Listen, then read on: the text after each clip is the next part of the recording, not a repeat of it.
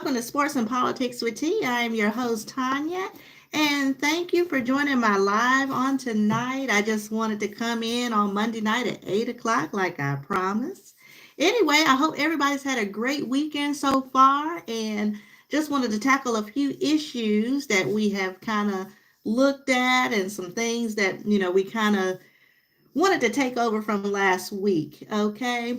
A lot of things have transpired since we talked on Thursday, and a lot of things are coming up this week. So, again, I just want to say again, thanks to all my supporters, all the people who comment on my channel, all the people who have just giving some dialogue, all of that is just wonderful, wonderful, wonderful. Okay. And again, thank you so much.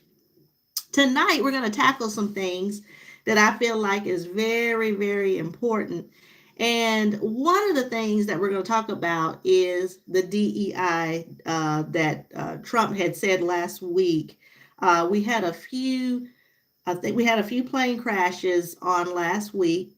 And let me just offer my condolences to the family and all the people that lost loved ones on the air flights from in DC at the Ronald Reagan Airport. And I think there was another one in Philadelphia as well. My condolences and my heart goes out to all of you. I know this is a hard time for everyone. And to lose someone like that is again, my heart goes out to everyone. Prayers and thoughts are with you.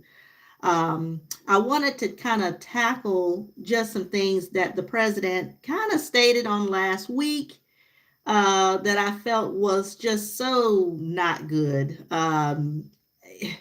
He made a comment, and of course, he talked about DEI. He said that he felt like DEI was responsible for these accidents. My thing is this, guys. We should always wait for the outcome first. Let the investigation take place before we decide to say what it is or what our, feelings is or, things like that. And I just felt like the timing of his message was just not good. I mean, people have lost loved ones, and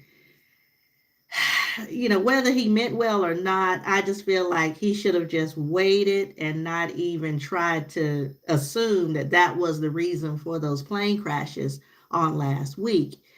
They are still recovering bodies, they are recovering people as we speak.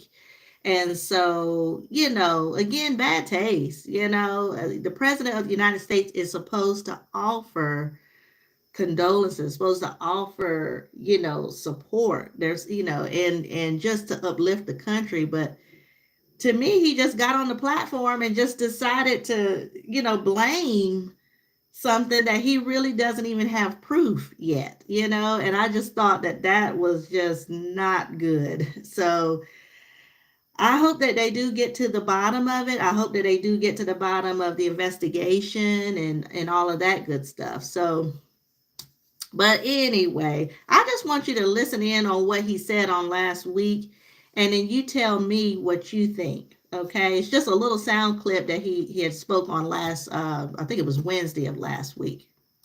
The highest standards for those who work in our aviation system. I changed the Obama standards from very mediocre at best to extraordinary. You remember that. Only the highest aptitude, have to be the highest intellect and psychologically superior people were allowed to qualify for air traffic controllers. That was not so prior to getting there. When I arrived in 2016, I made that change very early on because I always felt this was a job that, and other jobs too, but this was a job that had to be superior intelligence. And we didn't really have that, and we had it. And then when I left office and Biden took over, he changed them back to lower than ever before. I put safety first. Obama, Biden, and the Democrats put policy first. And they put politics at a level that nobody's ever seen, because this was the lowest level. Their policy was horrible. and their politics was even worse. So as you know, last week, long before the crash, I signed an executive order restoring our highest standards for air traffic controllers and other important jobs throughout the country. So it was very interesting. About a week ago, almost upon entering office, I signed something last week that was an executive order, very powerful, on restoring the highest standards of air traffic controllers and others, by the way. Then my administration will set the highest possible bar for aviation safety. We have to have our smartest people.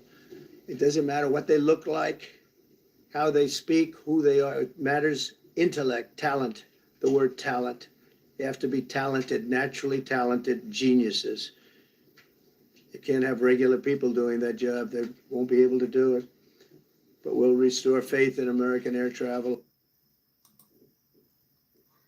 Did you know that? Okay, I just wanted so that you could see what he was talking about on last evening or Thursday evening. It was just, like I said, it was just bad taste. I just thought that, that's just not cool. Let's wait till the investigation start first. And then let's put the puzzle pieces together and see what it could be. All right. Now, actually, let me say hello to some of the people in the chat. Hi, Rachel. Hi, Texas Trio Flanagan. Hi. Hey, people joining the live this evening. Thank you. I like to see that. All right. So the next thing we're going to talk about is we're going to talk about some voters that have, they started to regret their vote already. And that's not good. So this is Republicans, guys. Okay. This is Republicans. These are people that voted for Trump and already they're feeling like, oh my God, what did we just do?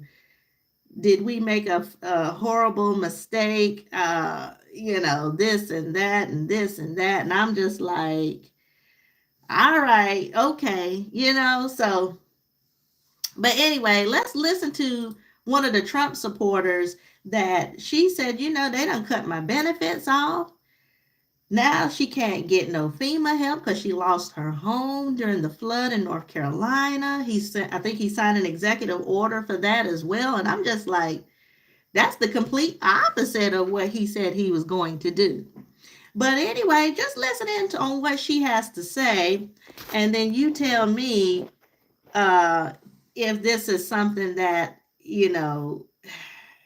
like I said, this is just not looking good already. So you tell me what you think. Hello. Yeah, we voted for Trump because he promised while he was campaigning like a million times that when he got into office, he was going to bring down prices, bring down grocery prices. The inflation has been high ever since COVID, and he promised he would bring that down. But it's obvious to me now that that was not true.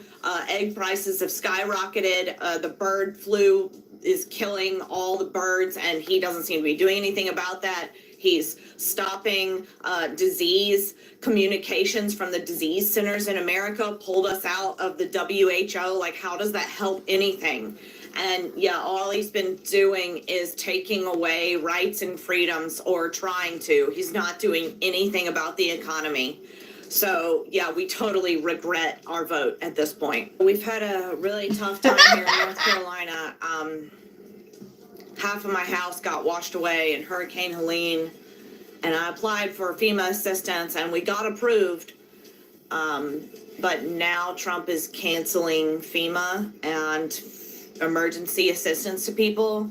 He's also canceled Medicaid for my children. I know they said they put a halt on his freezing of the funds, but the Medicaid portal is still not working, so we can't access anything for our children's health insurance.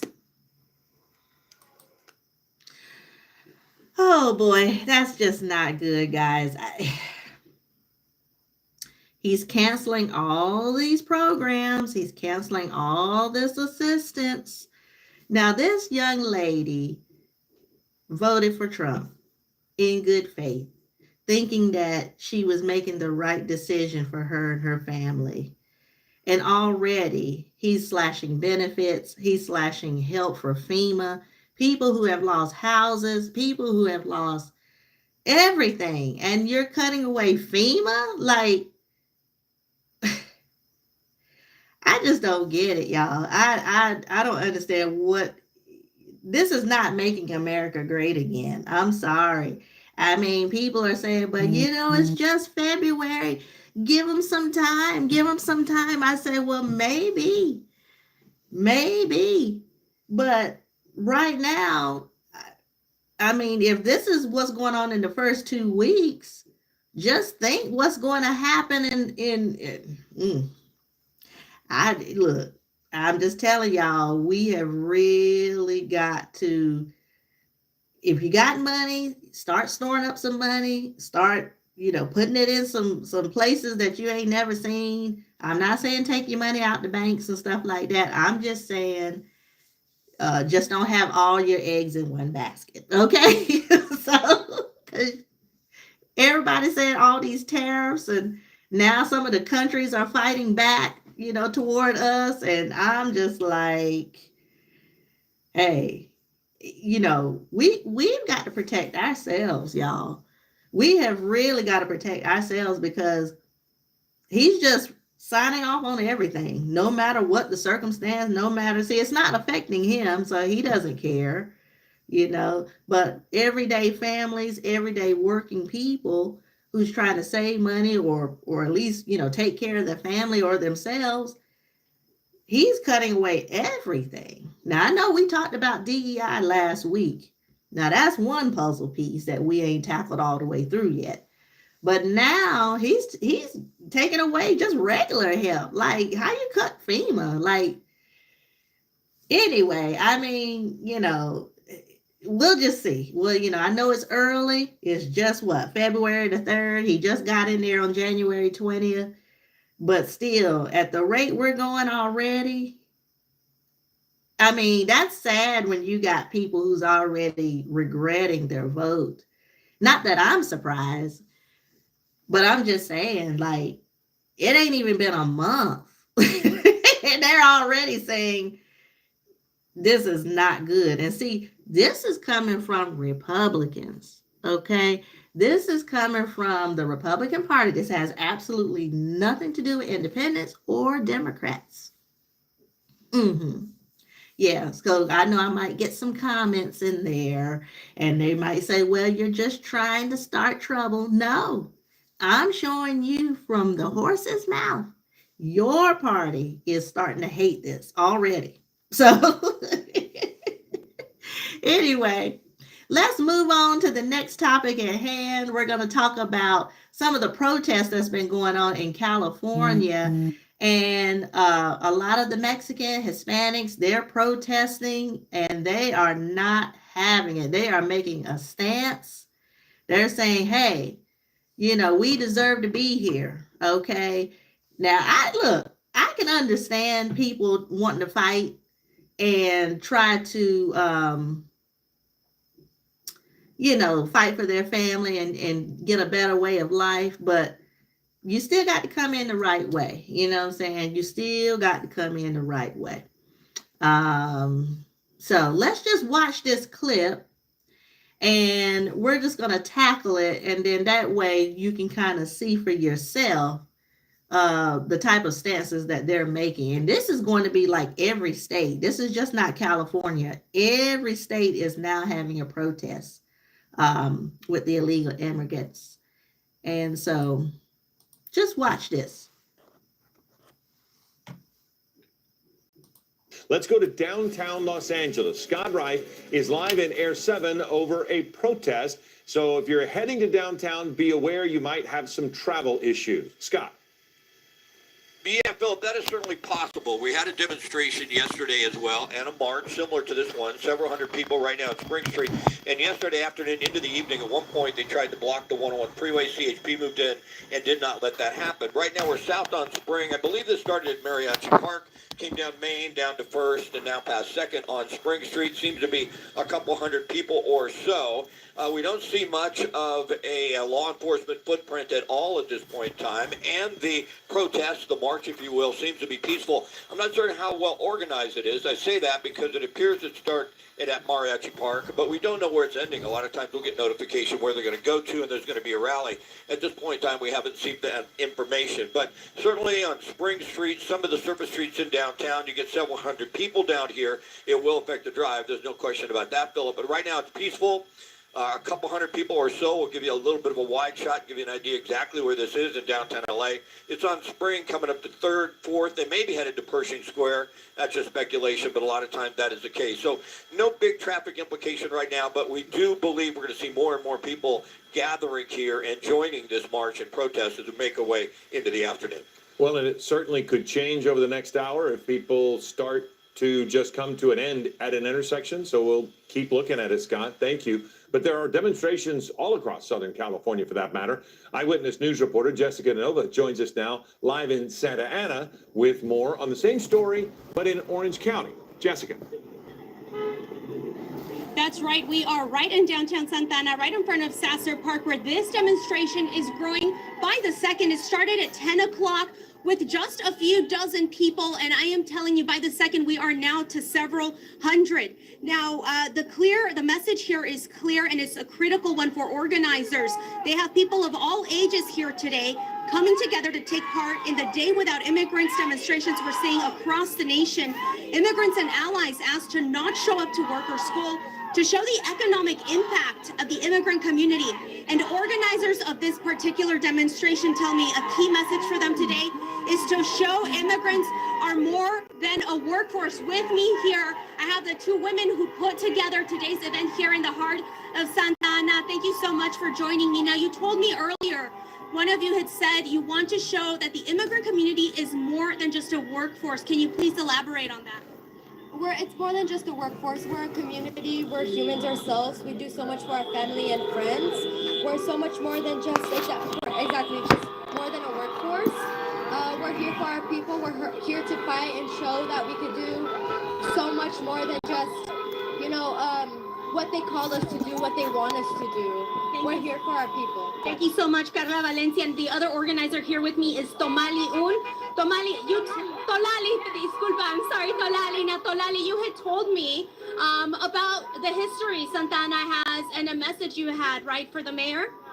So Santa Ana has a very big immigrant population, and our current mayor does a lot of things, like she gives money to our police force instead of our schools, and she recently just said that she wanted to work with ICE, and I think that she's very brave to say that, because she likes to call herself the first Latina in seat, but then she acts and betrays our people.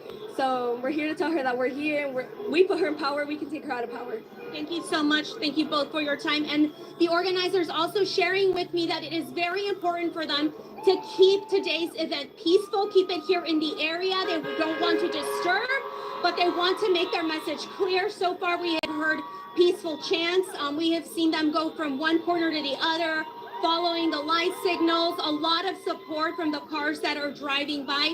Everything here remaining peaceful, again, with people of all ages making their message loud and clear. Reporting live in downtown Santa Ana, Jessica De Nova, ABC 7 Eyewitness News. All right, so I just wanted to show you How that stupid is Fox people News? They are really dumb. are really going in now, okay? They are not having it. They are trying to make a statement. And, I don't blame them. I really don't blame them. They just want a better life at the end of the day, So, but like I said last week, you still got to come in the right way, okay? All right.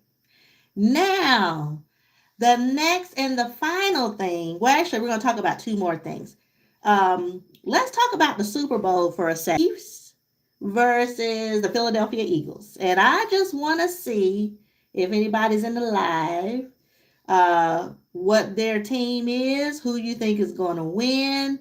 I think there's going to be a sold out, of course, it's always sold out.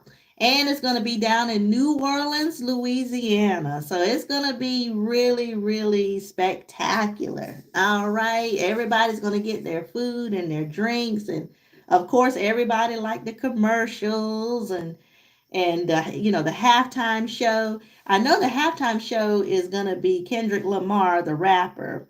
And so he does have some hits. And he's been out for a minute. So this is going to be an interesting halftime show, and I'm looking forward to it this coming weekend. So everybody, I tell you, go ahead and get your orders ready. I would say Thursday, Friday, try to get everything in because, the restaurants get slammed over the weekend. So I'm probably going to go for Philadelphia Eagles.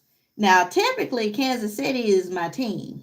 So I like Patrick Mahomes, but I am gonna do Philadelphia this year, just for the simple fact that Patrick has already won a couple times already, and I kind of want to see somebody different win. So I think it's gonna be a good game. I think it's gonna be a close game, and it's gonna be, of course, tons of people eating a lot of food and just celebrating. So we're going to probably tackle it one more time on Thursday and just see if anybody can, comment. Just let me know who your favorite team is going to be, or who you think is going to win. And then just see, but I think it's going to be a great, awesome Super Bowl. I really, really do. I look forward to it every year. So this coming Sunday, February the 9th, normally it's around 6:30 typically is when it starts. So we'll keep an eye on all the highlights and all the the good stuff. So but anyway, let's tackle the last thing for tonight. The federal workers that is getting ready to lose their jobs. And this is sad because, again, we're going back to, he said he's wanting to make America great again, but all I'm seeing him do is slash benefits. He's taking away DEI. He's taking away federal jobs. He's taking away FEMA. So how are we making America great again? I'm trying to figure this out because, they said over 2 million federal workers have until February the 6th to respond. Either they're going to take the buyout or they're going to be fired. And, it's just, I really, what they're trying to say is they're trying to trim the fat on stuff that is not necessary, like jobs that are not necessary or programs that are not necessary. But he didn't even do this his first term. You know what I'm saying? So why is it now that you see now, oh yeah, we need to get rid of XYZ? Like, to me, that is so backwards. Like, who does that? But anyway, let's just look at the last thing, and you tell me if this makes sense or if this is making America great again. Okay? All right. We're going to begin with the latest moves by the Trump administration, offering a mass buyout to federal employees with a warning that the jobs could be cut if the buyouts aren't taken. It's also facing backlash over its freeze on spending for billions of dollars in federal programs and challenges in court. A federal judge has temporarily blocked the freeze pending further review. Chief White House correspondent Mary Bruce starts us off. Good morning, Mary. Good morning, George. Well, President Trump is moving at a breakneck pace to reshape the federal government and root out what he calls the deep state. This morning, taking unprecedented steps to push out people and programs that aren't in lockstep with his agenda. This morning, more than 2 million federal employees are facing a choice: resign and be paid until the end of September, or risk being fired. In an email with the subject line, "Fork in the road," those interested in the buyout told to reply with one word: resign, and given until February 6th just 8 days. There are a few exceptions, including military personnel, postal staff, and immigration and national security officials. The plan designed not just to trim the federal budget, but to ensure a workforce that is reliable, loyal, and trustworthy, according to the email, which also says workers who do lose their jobs will be treated with dignity and afforded the protections in place for such positions. The largest union representing federal employees says it's not a voluntary buyout, but a purge. No one could believe that this is a good faith offer and should know that, it's a fast track to federal workers being ripped. And this morning, Trump's plan to halt potentially billions of dollars in federal assistance has been placed on hold. A federal judge temporarily pausing a White House order to freeze federal grants and loans, possibly impacting millions of Americans just minutes before it took effect. The White House immediately sparking confusion and panic after it announced plans to pause and review funding for federal assistance programs, potentially impacting everything from disaster relief to free school lunches and Head Start programs for hundreds of thousands of children. Helene Groves is an educator at Campfield Early Learning Center in Baltimore County. It seems that our most vulnerable populations are the ones who are suffering the most at the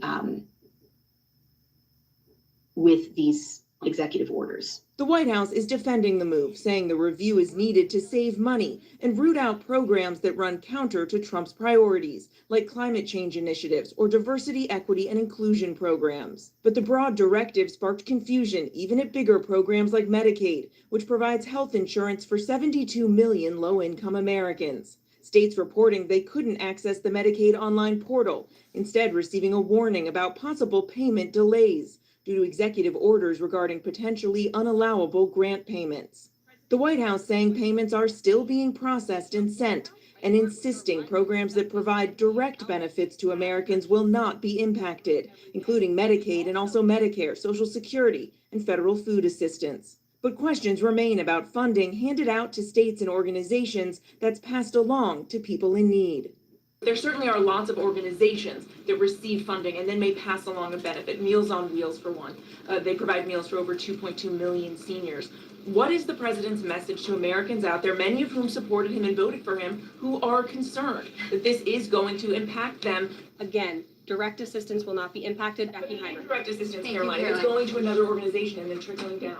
Direct assistance that is in the hands of the American people will not be impacted.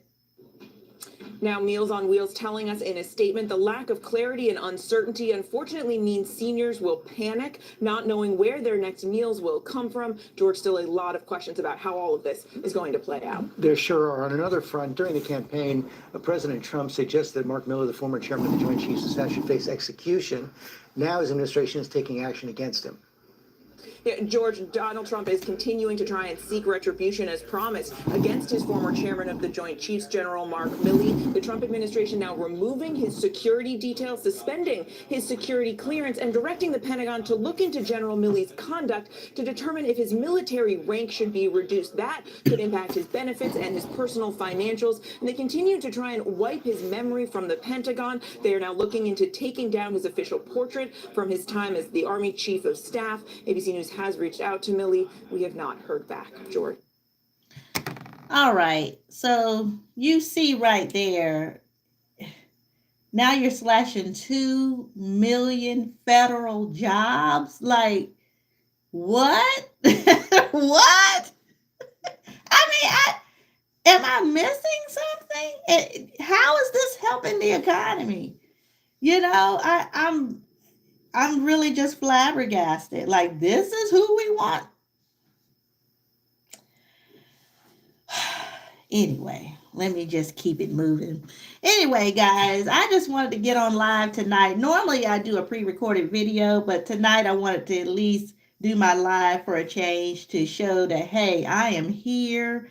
And again, I wanted to thank everybody for commenting, for saying hello just in the live chat. Again, Rachel Schreiner and Texas Trill Flanagan, thank you for your comments and shout out on my live tonight. Thank you so much. And I hope y'all are doing well as well. But I just wanted to come on live. On Thursday, I will be back 8 o'clock again. And we're going to talk more about the Super Bowl and what to expect and some good things that are coming this weekend. And also, we're going to tackle some things that they have found out about Kamala and Trump's election. They're saying now that there's a lot of votes that got stolen from Kamala. And so they're really saying that she actually won. I mean, this is the investigation that they're saying. Now, I don't know if it's true, but that's what's coming out right now. And also we're going to talk about people that are protesting DEI. A lot of African Americans, Black people, white people, Hispanic, people that are in the DEI programs, they are actually protesting Target, Walmart, and I think there was another one. But people are making a stance. They're saying, hey, if you don't want our business, that's fine. We'll take our dollars elsewhere. And so people have been going to Costco because Costco refuses to bow down to the DEI elimination. They said, nope, we're keeping our program. And so you're starting to see a big wave of people shift their dollars to Costco. So we'll talk more about that on Thursday. And even Al Sharpton led a little, I guess, renegade in Costco. So it was pretty interesting. But we'll tackle that on Thursday at 8 o'clock. So I just want to say again, thank y'all for all your support, and I will see everybody on Thursday at 8 o'clock. Everybody take care and have a good night.